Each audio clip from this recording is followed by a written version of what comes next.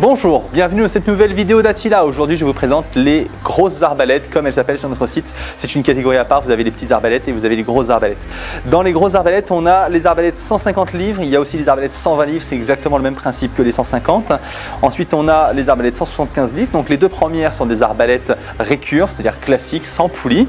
Et enfin, on a la catégorie des très puissantes arbalètes à poulie, comme ce modèle de 185 livres. Je vais passer à la présentation et au tir de chacune. Commençons déjà par cette arbalète 150 livres qui est ici. C'est un modèle très classique que nous proposons depuis le début sur notre catalogue. Elle tire des flèches de 14 pouces en aluminium. Alors, une petite précision sur les 14 pouces, elles ont un diamètre plus petit que les autres de 16 et 20 pouces puisqu'elles ont un diamètre de 8 mm. Vous pouvez mettre des flèches plus grosses, ce n'est pas un problème, vous allez juste perdre un petit peu de vitesse.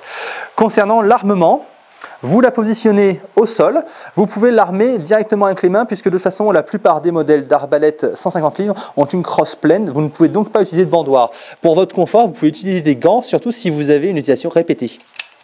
Voilà, vous voyez, c'est pas super dur à armer. Je peux mettre la flèche dans le mécanisme, j'enlève la sécurité ici vers l'avant et je tire. Ce modèle peut aussi être armé avec un bandoir parce que, comme je le disais, elle a une crosse évidée. Donc, pour utiliser le bandoir sur ce modèle, vous faites passer la corde au milieu de la crosse, vous prenez les crochets comme ceci, on attrape la corde et on vient armer comme ceci. On enlève le bandoir et on peut tirer.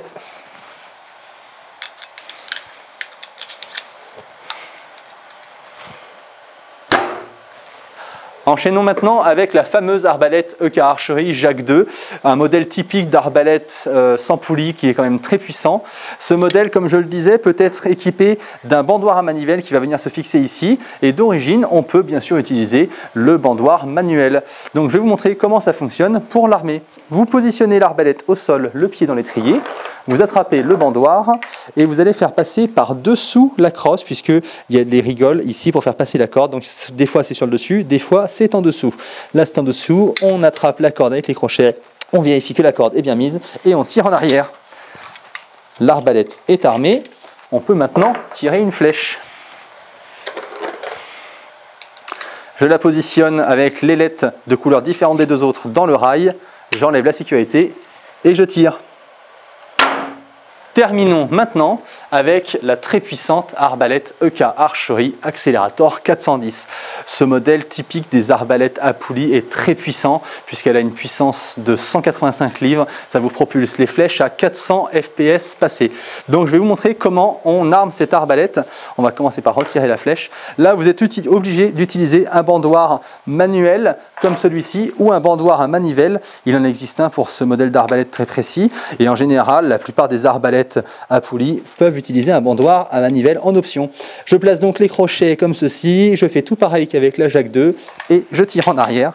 Voilà, l'arbalète est armée.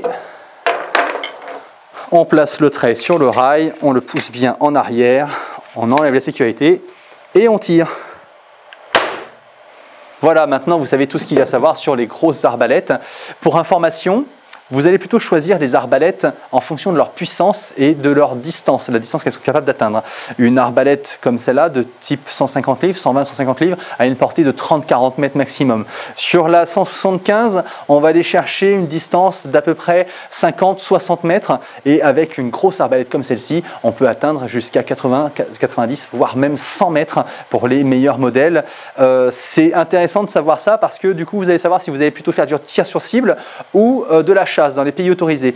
Alors par exemple celle-là c'est très bien pour tir sur cible, c'est pas une arbalète qui est utilisée pour la chasse ou alors des petits gibiers, des trucs comme ça. Là on est sur un modèle qui peut faire un peu les deux et là bien sûr on peut faire les deux, on peut toujours faire de la cible mais c'est un modèle qui est plutôt pour la chasse à la base puisque très puissante avec une très longue portée. Cette vidéo est maintenant terminée, j'espère qu'elle vous a plu, qu'elle va vous guider sur le choix de votre arbalète. N'hésitez pas à poster vos questions en commentaire ou directement par email. Je vous invite à laisser un pouce bleu et à vous abonner sur la chaîne pour suivre une nouvelle vidéo. Je vous remercie et je vous dis à bientôt sur Attila.